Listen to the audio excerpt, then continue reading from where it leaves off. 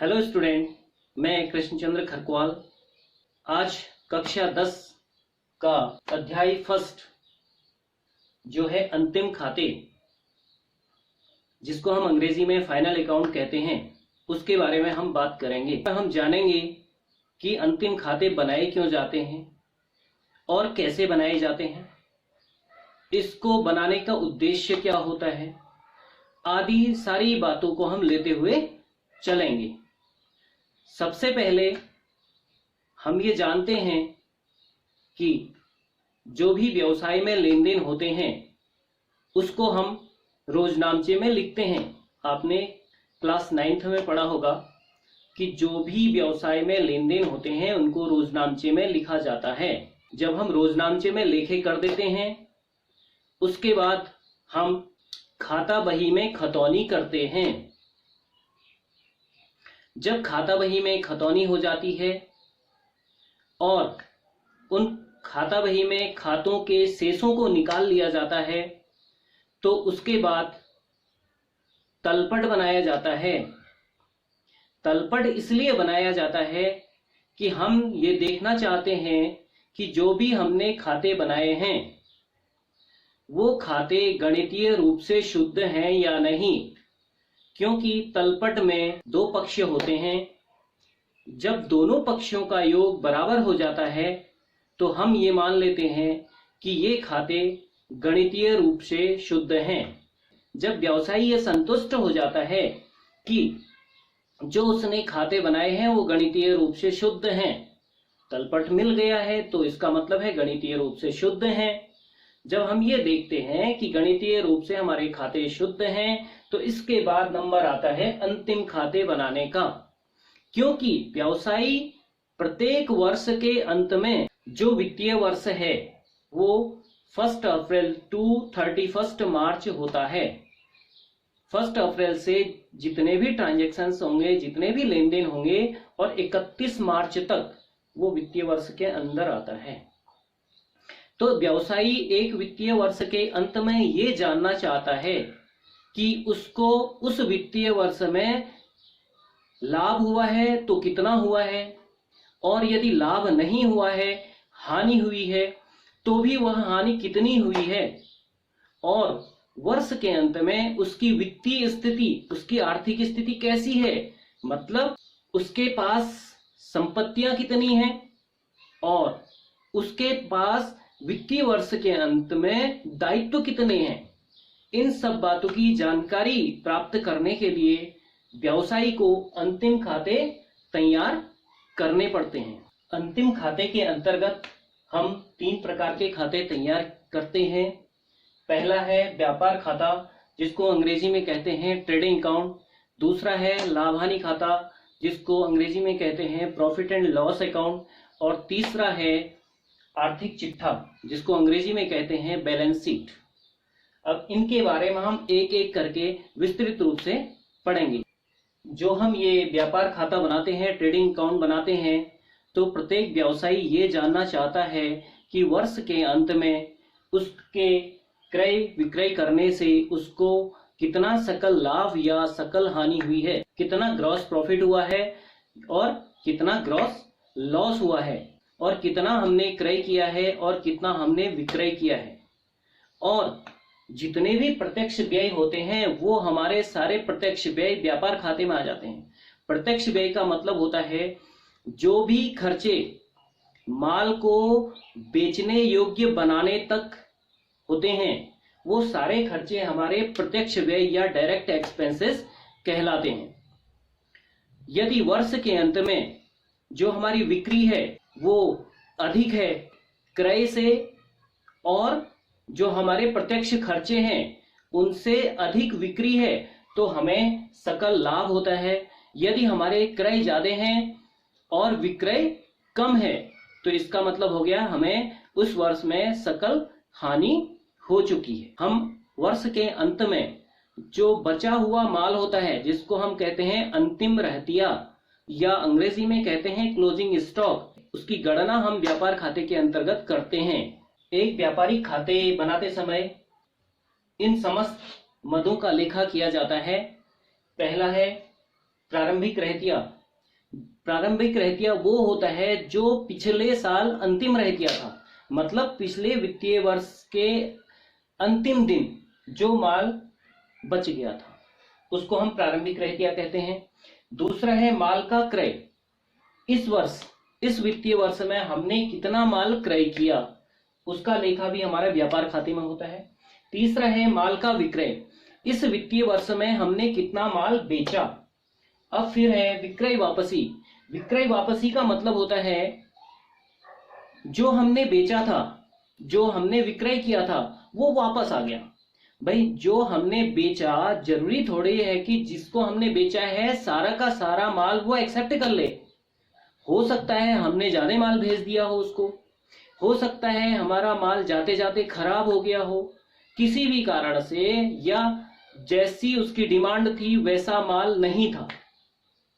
ऐसा भी हो सकता है कि जो उसने कहा था वैसा माल नहीं है, वैसी क्वालिटी नहीं है, खराब क्वालिटी है, तो वो माल को वापस कर देगा, तो उसको विक्रय वापसी कहते हैं। तो विक्रय वापसी हमने जो माल का विक्रय किया है उसमें से घटा देते हैं।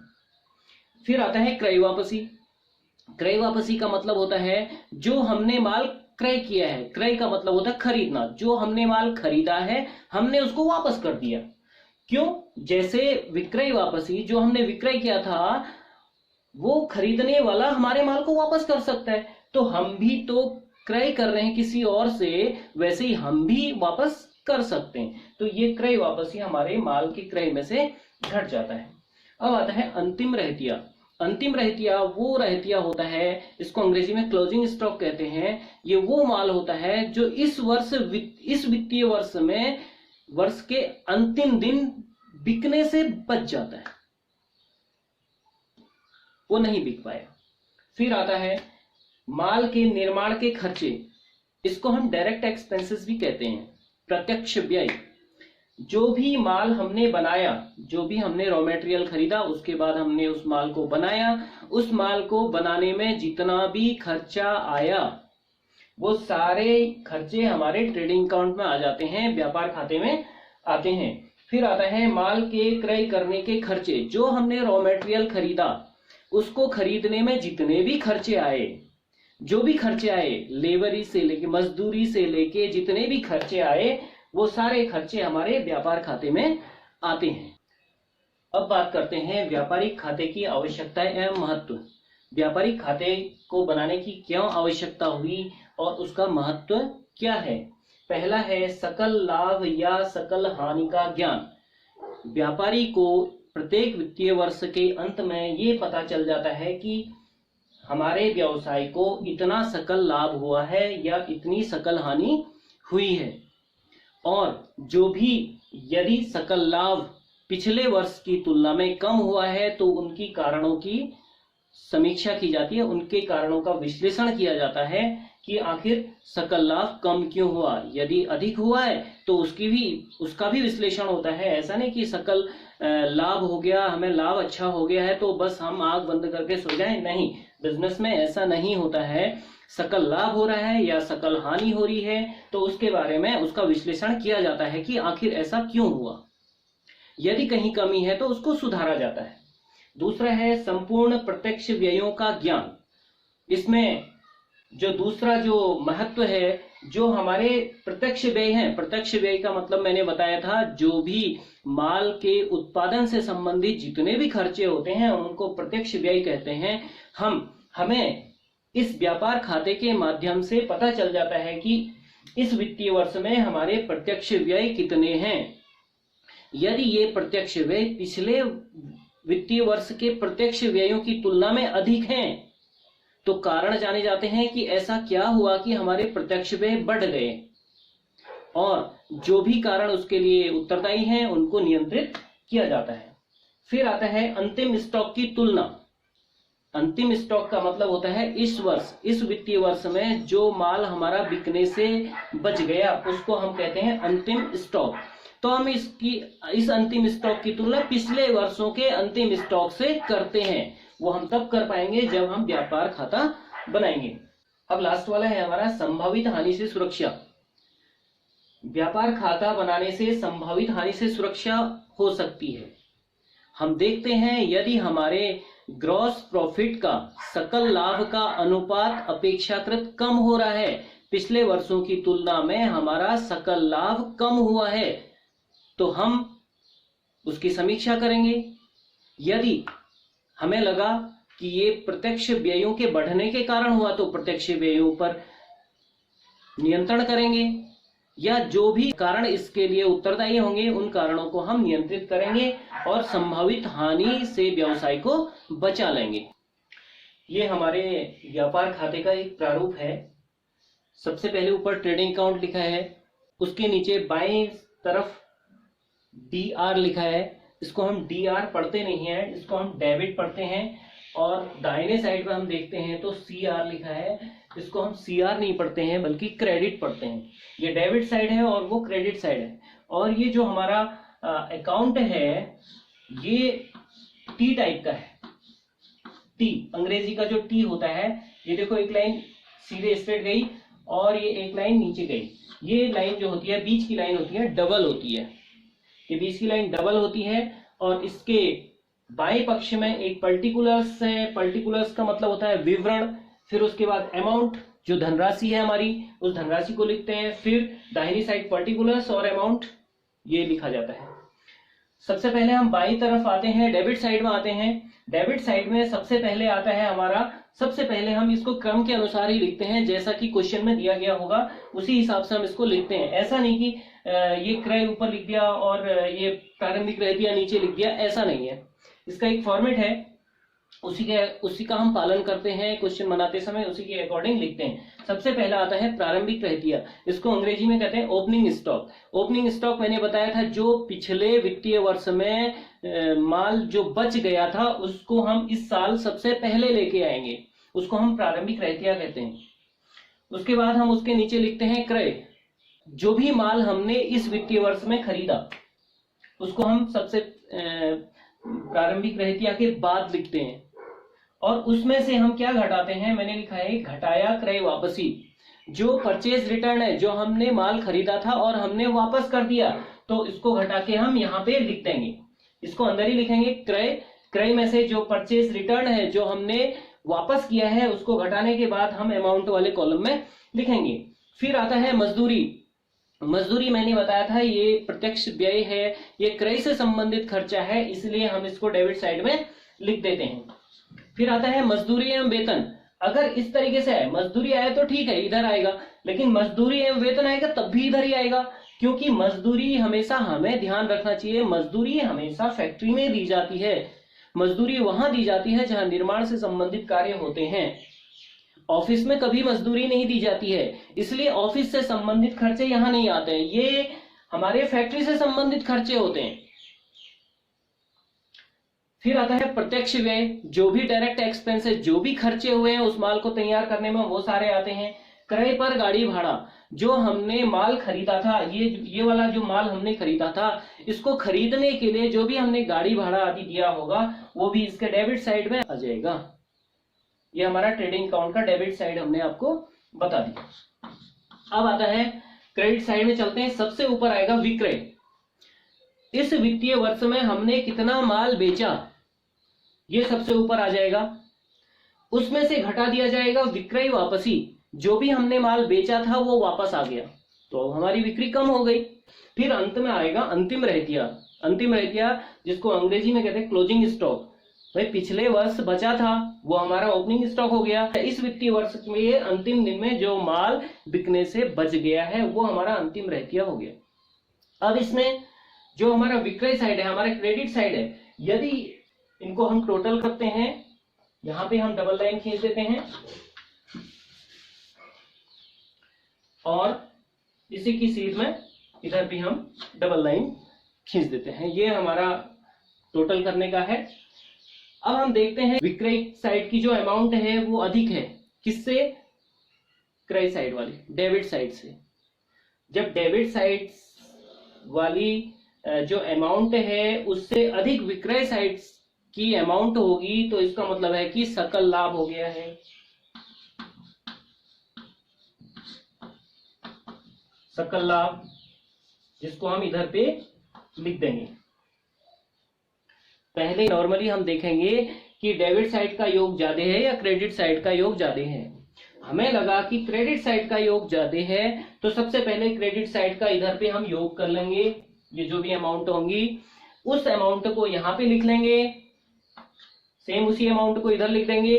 फिर इन दोनों का अंतर कर लेंगे, जो ये अमाउंट आई है और जो ये अमाउंट है डेबिट साइड की। यदि हमें जो भी अंतर आएगा वो हमारा सकल लाभ होगा। लेकिन अब हमें लगा कि हमारे डेबिट साइड का योग ज्यादा है, डेबिट साइड का योग अधिक है। अगर डेबिट साइड का योग अधिक होगा और क्रेडिट साइड का योग कम होगा तो इसका मतलब हो गया नुकसान हो गया। जब नुकसान होगा तो यहाँ पे सकल हानि आ जाएगी, उसको इधर लिख देंगे। तो ये हमारा ट्रेडिंग अकाउंट हो गया है। अब ये जो सकल लाभ या सकल हानि आई है इसको हम ट्रांसफर करेंगे प्रॉफिट एंड लॉस अकाउंट, जिसको हम हिंदी में कहते हैं लाभ हानि खाता। ये मैं अभी आपको हिंदी में बता रहा हूं, लेकिन जो हमारी अकाउंटिंग होती है जब आप वास्तविक जीवन में जाएंगे तो वो हिंदी में नहीं होती है, वो अंग्रेजी में होती है। धीरे धीरे मैं आपको अंग्रेजी में ले आऊंगा। व्यापारिक खाता बनाने के बाद हम आपको सिखाते हैं लाभ हानि खाता। अब जानते हैं कि लाभ हानि खाता होता क्या है। व्यापारिक खाता बनाने से हमें केवल ये पता चल पाता है कि वर्ष के अंत में सकल लाभ कितना हुआ और सकल हानि कितनी हुई और अंतिम रहतिया कितना था। बस क्रय कितना हुआ, विक्रय कितना हुआ, बस यही सब चीजें पता चलती हैं। लेकिन व्यवसाय में इससे भी अधिक बहुत सारी चीजें होती हैं। व्यवसाय में जैसे हमने अभी बताया था, जैसे हमने आपको बताया कि जो व्यापार खाता होता है उसमें डायरेक्ट एक्सपेंसेस आते हैं, उत्पादन से संबंधित खर्चे आते हैं। लेकिन देखा जाए तो उसके बाद बहुत सारे खर्चे ऐसे होते हैं जो व्यवसाय के संचालन के लिए करने पड़ते हैं। यदि हम उन खर्चों को नहीं करते हैं तो हमारे व्यवसाय का संचालन बड़ा मुश्किल हो जाता है। तो वो हमारे व्यापार खाते में तो नहीं आते हैं वो सारे खर्चे, तो उन सारे खर्चों को हम लाभ हानि खाते में लिखते हैं। जैसे कर्मचारी का वेतन हो गया, जो कर्मचारी का वेतन होता है वो हमारे लाभ हानि खाते में आ जाता है, क्योंकि हम वहां नहीं दिखाए थे, वहां मजदूरी दिखा रहे थे। क्योंकि उत्पादन से संबंधित केवल मजदूरी होती है, फैक्ट्री में मजदूर काम करते हैं। तो लाभ हानि खाते में हम सैलरी हो गया, बिजली का बिल हो गया, जो हम ऑफिस में बिजली जलाते हैं उसका बिल हो गया, पानी का बिल हो गया, ये सारी चीजें हमारे लाभ हानि खाते में आती हैं। और लाभ हानि खाते से हमें शुद्ध लाभ या शुद्ध हानि की प्राप्त होती है। जो हमारा व्यापार खाता था, ट्रेडिंग अकाउंट था, वहां से हमें ग्रॉस प्रॉफिट या ग्रॉस लॉस का पता चल रहा था। लेकिन जो लाभ हानि खाता है इससे हमें शुद्ध लाभ, नेट प्रॉफिट या नेट लॉस का पता चल रहा है कि हमारे व्यवसाय में इस वित्तीय वर्ष में कितना नेट लॉस हुआ है या कितना नेट प्रॉफिट हुआ है। अब बात करते हैं लाभ हानि खाते की आवश्यकता एवं महत्व के बारे में। पहला है शुद्ध लाभ या शुद्ध हानि का ज्ञान होना। जो व्यापार खाता था उससे हमें केवल सकल लाभ या सकल हानि की प्राप्ति हो रही थी, उससे हमें शुद्ध लाभ या शुद्ध हानि की जानकारी नहीं हो रही थी। लेकिन लाभ हानि खाते से हमें शुद्ध लाभ या शुद्ध हानि का ज्ञान हो रहा है, जिसको हम आर्थिक चिट्ठे में ट्रांसफर कर देते हैं। आर्थिक चिट्ठे में जो हमारी पूंजी है उसमें से घटाते हैं या जोड़ते हैं। यदि हमें प्रॉफिट हुआ है, नेट प्रॉफिट हुआ है, तो हमारे जो व्यवसाय है उसकी पूंजी बढ़ जाती है। और यदि शुद्ध हानि हुई है तो हमारे व्यवसाय की पूंजी कम हो जाती है। दूसरा है पिछले वर्ष के लाभ से तुलना। इस वर्ष हमें जो हम लाभ कहेंगे ना वो यही है, प्रॉफिट एंड लॉस अकाउंट ही देता है। ये जो ट्रेडिंग अकाउंट है, जो व्यापार खाता है, वो लाभ नहीं देता है बल्कि वो सकल लाभ देता है।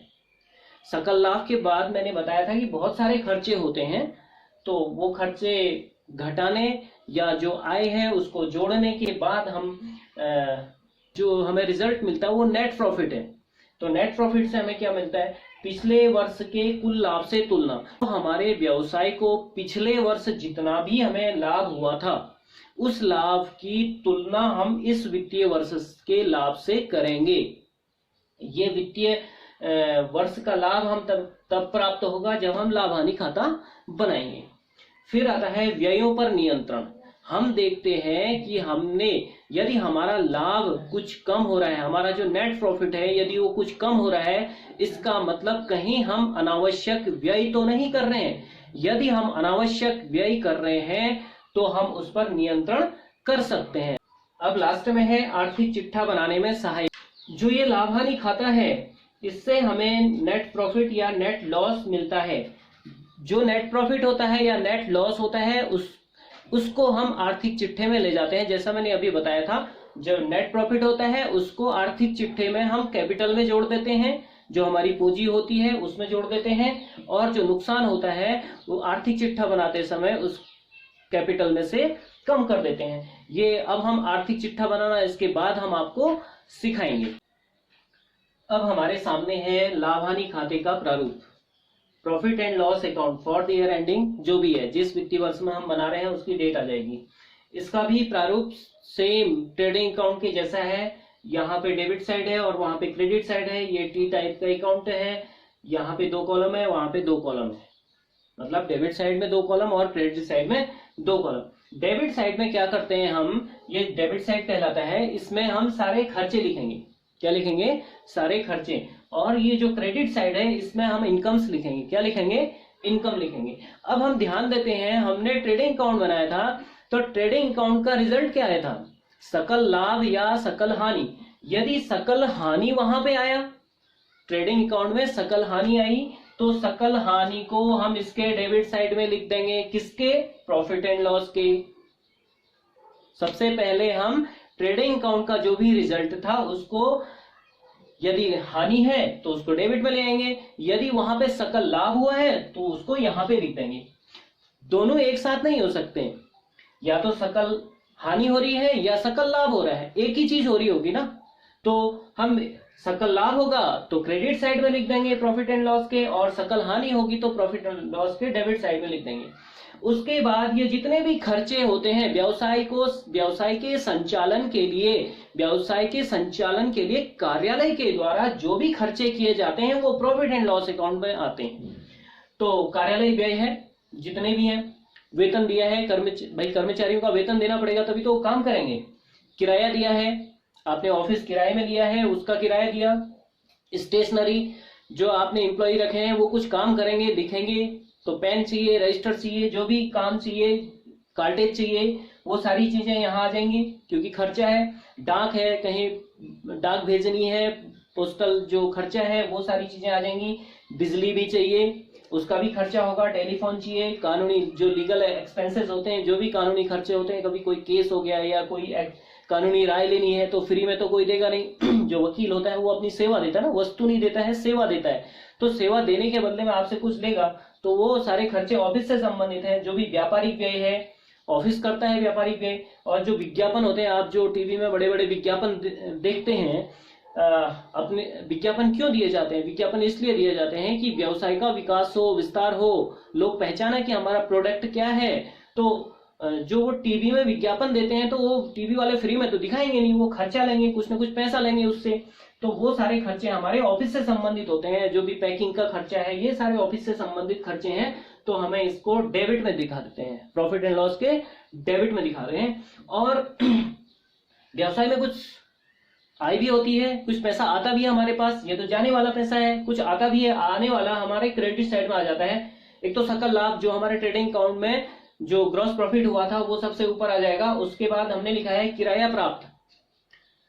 भाई हमने अपने जो हमारा व्यवसाय था उसका कोई कमरा हमने किराए में दे दिया, किसी और को दे दिया है, हमारे पास एक्स्ट्रा पड़ा था, हमने किसी को दे दिया, तो उससे जो हमें इनकम होगी वो हमारी क्रेडिट साइड में आ जाएगी। प्राप्त छूट। प्राप्त छूट का मतलब क्या है? हमें छूट मिली है। हमने किसी का पैसा देना था, माना 10,000 रुपए देना था, और उसने कहा कि आप 9,000 रुपए दे दीजिए, 1,000 रुपए हम छोड़ देते हैं, आप हमें तुरंत भुगतान कर दीजिए, 9,000 कर दीजिए, तो 1,000 रुपए हमारा फायदा हो गया, तो ये हमारी छूट हो गई। या हमने जो भी सामान खरीदा वो 10,000 का था और उसने कहा कि 9 दे दो, कोई बात नहीं, हो गया आपका, हमारा बराबर हो गया, तो 1,000 रुपये हमें छूट मिली। वैसे ये प्राप्त कमीशन मिला है हमें, कभी हम कमीशन देते हैं, अगर देंगे तो कमीशन डेबिट में आ जाएगा क्योंकि जा रहा है, और कमीशन हमें अगर मिल रहा है तो हमारे क्रेडिट में आ जाएगा। तो इस प्रकार से और भी बहुत सारे खर्चे और बहुत सारी इनकम से इसमें आ जाएंगी। जैसे जैसे हम न्यूमेरिकल्स में आ जाएंगे, जब हम न्यूमेरिकल करने लग जाएंगे तो वो सारे हम क्लियर हो जाएंगे। अभी एक फॉर्मेट है। अब हमारा जो अंतिम खाते का तीसरा टॉपिक था, तीसरा जो खाता था वो आर्थिक चिट्ठा, जिसको हम अंग्रेजी में बैलेंस शीट कहते हैं। क्या कहते हैं? Balance sheet. इसमें हमें व्यवसाय की आर्थिक स्थिति के बारे में पता चलता है।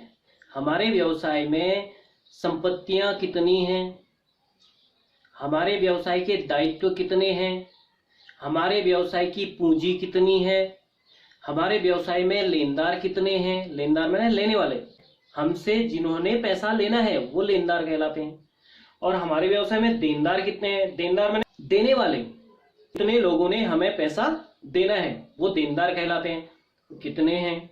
तो इन सारी चीजों की जानकारी हमें आर्थिक चिट्ठा या बैलेंस शीट से पता चलती है। और जो हमारे प्रॉफिट एंड लॉस अकाउंट में जो नेट प्रॉफिट या नेट लॉस हुआ था उसको हम ट्रांसफर करके यहीं लाते हैं। यदि वहां पे प्रॉफिट हुआ है, नेट प्रॉफिट हुआ है, तो यहाँ पे जो कैपिटल होगी वो कैपिटल बढ़ जाएगी, पूंजी बढ़ जाएगी। यदि वहां पे नुकसान हुआ है तो यहाँ पे कैपिटल कम हो जाएगी। इसके बारे में अभी हम जब फॉर्मेट बनाएंगे तो इसके बारे में समझेंगे। अब हम बात करते हैं आर्थिक चिट्ठे को बनाने के उद्देश्य क्या होते हैं, उसके लाभ क्या है, उसके महत्व क्या है, अथवा उसके उपयोग क्या है। ये सारी चीजें एक ही है। तो पहला है आर्थिक स्थिति का ज्ञान। आर्थिक चिट्ठे को बनाने का पहला उद्देश्य होता है आर्थिक स्थिति का ज्ञान। हमें हमारे व्यवसाय के आर्थिक स्थिति का ज्ञान हो जाता है कि हमारी व्यवसाय की आर्थिक स्थिति कैसी है। दूसरा है पूंजी एवं आहरण का ज्ञान। हमारे व्यवसाय में कितनी पूंजी है और समय समय पर मालिक द्वारा कितनी पूंजी लगाई गई है और समय समय पर मालिक द्वारा कितना पैसा निकाला गया अपने घर के उपयोग के लिए। पूंजी क्या होती है? पूंजी होती है व्यवसाय के मालिक द्वारा जो भी पैसा व्यवसाय में लगाया जाता है उसको पूंजी कहते हैं। पूंजी हमारे व्यवसाय की संपत्ति नहीं है, पूंजी हमारे व्यवसाय का दायित्व है। क्योंकि पूंजी किसकी है? पूंजी व्यवसाय के मालिक की है। इसलिए व्यवसाय और व्यवसाय का मालिक अलग अलग होता है। तो व्यवसाय ने देर सवेर मालिक को देना है, ये मान के हम चलते हैं, तो ये पूंजी होती है। तो पूंजी कितनी, तभी मैंने कहा व्यवसाय के मालिक द्वारा समय समय पर कितना पैसा व्यवसाय में लगाया गया है या कितनी संपत्ति व्यवसाय में लगाई गई, वो सारी पूंजी होती है। और दूसरा आहरण। आहरण का मतलब होता है व्यवसाय के मालिक द्वारा अपने निजी प्रयोग के लिए जो भी पैसा व्यवसाय से निकाला जाता है उसको आहरण कहते हैं। तो उसका पता हमें बैलेंस शीट से चलता है। दायित्वों का ज्ञान। हमारे व्यवसाय के कितने दायित्व हैं, कितनी अमाउंट की दायित्व हैं, ये हमें पता चल जाता है। दायित्व का मतलब जो भी व्यवसाय ने किसी और को देना है वो दायित्व कहलाता है। जो भी व्यवसाय ने किसी और को देना होता है वो व्यवसाय का दायित्व कहलाता है। तो ये चीज हमें कहां से पता चलती है? आर्थिक चिट्ठे से। फिर आता है देनदार और लेनदार का ज्ञान। हमारे व्यवसाय के देनदार कितने हैं और लेनदार कितने हैं, इसका ज्ञान हमें बैलेंस शीट से पता चलता है। फिर आता है रोकड़ स्थिति का ज्ञान। हमारे व्यवसाय की रोकड़ स्थिति कैसी है, हमारे व्यवसाय का कैश इन हैंड कितना है, व्यवसाय में कितना पैसा है और बैंक में कितना पैसा जमा है, ये हमें बैलेंस शीट से पता चलता है। फिर आता है पूंजी में परिवर्तन का ज्ञान। पूंजी में कितना परिवर्तन हुआ, पूंजी में कैसे परिवर्तन होगा, या तो व्यवसाय के मालिक ने पूंजी लगाई हो या व्यवसाय के मालिक ने आहरण किया हो, या फिर पिछले वर्षों की तुलना में इस वर्ष हमारा प्रॉफिट बढ़ा हो या कम हुआ हो। तो उससे हमें पता चल जाता है कि कितना परिवर्तन हमारे व्यवसाय की पूंजी में हुआ है। तो फिर आता है अंतिम रहतिया का ज्ञान। अंतिम रहतिया क्लोजिंग स्टॉक। क्लोजिंग स्टॉक वर्ष के अंत में बचा हुआ माल कितना है, इसका पता भी हमें आर्थिक चिट्ठे से चलता है। हमारे सामने ये आर्थिक चिट्ठे का एक प्रोफार्मा है, इसके आधार पे बनाते हैं। आर्थिक चिट्ठे को हम दो प्रकार से बनाते हैं, एक तो तरलता के आधार पर, एक स्थायित्व के आधार पर। तो मैंने इसको स्थायित्व के आधार पर बना दिया। स्थायित्व के आधार पर मैंने स्थायी संपत्तियों और स्थायी दायित्वों को हमने पहले लिख लिया है, और जो तरल होती है, जैसे लास्ट में सबसे तरल होती है जैसे cash in hand. Cash in hand, हमारे हाथ में जो पैसा है वो सबसे ज्यादा लिक्विड होता है ना। लिक्विड का मतलब होता है जैसे लिक्विड पानी होता है ना, पानी कहीं भी बहाओ, कहीं भी डालो तो वो बह जाता है, जहां को उसको डाल मिले बह जाता है। ठीक उसी प्रकार कैश इन हैंड होता है, जब हमारे हाथ में पैसा होता है तो हम कभी भी उसको किसी भी समय कैसे भी खर्च कर सकते हैं। तो हमने ये स्थायित्व के आधार पे ये एक प्रोफार्मा इसका बनाया है। तो ऐसे ही लिखेंगे, बैलेंस शीट सबसे ऊपर, फिर उसके नीचे फॉर द ईयर एंडिंग, जो जिस डेट को भी हम बना रहे हैं। इसमें डेबिट और क्रेडिट साइड नहीं होता है, एक साइड लायबिलिटीज होती हैं। लायबिलिटीज का मतलब होता है दायित्व, और फिर अमाउंट, फिर एसेट्स, और फिर अमाउंट। लायबिलिटीज का मतलब होता है दायित्व। दायित्व का मतलब जो व्यवसाय ने बाहर को किसी और को देना है, थर्ड पार्टी को देना है, वो लायबिलिटीज हो गई। और एसेट्स जो व्यवसाय में या तो आ रहा है या व्यवसाय का संचालन उसके द्वारा हो रहा है। अगर ये चीजें ना हो तो व्यवसाय को चलाना बड़ा मुश्किल हो जाएगा। तो ये हमारी एसेट्स होती हैं। तो सबसे पहले हम बात करते हैं लायबिलिटीज की। लायबिलिटीज में सबसे ऊपर लिखते हैं हम पूंजी।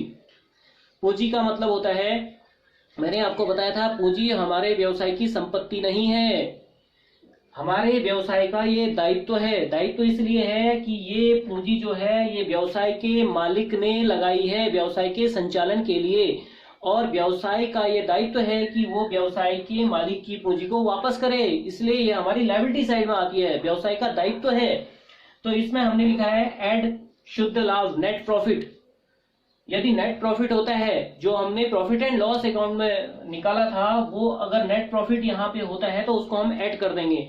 यदि, और उसमें हम ऐड करेंगे पूंजी पर ब्याज, क्योंकि व्यवसाय के मालिक ने जो व्यवसाय में पूंजी लगाई वो फ्री में तो नहीं देगा, उसका वो इंटरेस्ट लेगा। अगर वही पैसा वो बैंक में रखता तो बैंक उसे ब्याज देता। ठीक उसी प्रकार यहाँ पर व्यवसाय में लगाई है उसने, तो व्यवसाय से वो ब्याज लेगा उस पूंजी पर, तो वो भी हमारी पूंजी में जुड़ जाएगा, क्योंकि पूंजी मालिक की बढ़ जाएगी। और उसमें से हम घटा देते हैं। देखो, व्यवसाय में लाभ हो रहा है तो उसका फायदा कौन ले रहा है? व्यवसाय का मालिक, उसकी पूंजी बढ़ रही है। जब आप फायदा ले रहे हैं तो नुकसान का भुगतान भी आप ही को करना पड़ेगा। तो जब व्यवसाय में हानि हो रही है तो व्यवसाय के मालिक की पूंजी कम हो जा रही है, और उसमें से हम घटा देते हैं व्यवसाय के मालिक को। भाई उसका भी घर है, परिवार है, बच्चे हैं, बच्चों की फीस देनी है, घर का खर्चा चलाना है, और कोई इनकम के स्रोत नहीं है, या अचानक से किसी की तबीयत खराब हो जाती है तो उसको पैसे की जरूरत पड़ती है, तो कहां से लाए? वो क्या करता है? व्यवसाय से पैसा निकाल लेता है। अब व्यवसाय का मालिक है, व्यवसाय से पैसा निकाल लिया तो उसका लेखा नहीं होगा, ऐसा नहीं होता बिजनेस में। बिजनेस में व्यवसाय का मालिक अलग, व्यवसाय अलग। तो व्यवसाय से जो भी वो पैसा निकालता है, चाहे किसी भी उद्देश्य के लिए निकाले, तो वो आहरण कहलाता है, और उसकी पूंजी कम कर दी जाती है। व्यवसाय के मालिक की पूंजी कम कर दी जाती है। और दूसरा फिर है अदत्त व्यय। अदत्त व्यय का मतलब होता है ऐसे व्यय जो हमने अभी दिए नहीं है, देने हैं। अदत्त माने जो दिए नहीं है और देने हैं, इसको अंग्रेजी में आउटस्टैंडिंग एक्सपेंसेस करते हैं, मतलब देना है। जो चीज हमने देना है वो हमारी लायबिलिटीज हो गया, बस सीधे। और फिर है लोन, ऋण। ऋण का मतलब आप जानते हैं, लोन किसे कहते हैं? लोन हमने लिया है, हमने अब देना है उसको, किसी और को देना है जिससे हमने लोन लिया है। बैंक से हो सकता है, या किसी व्यक्ति से हो सकता है, किसी दूसरी फर्म से हो सकता है। लेनदार जो हमसे लेंगे,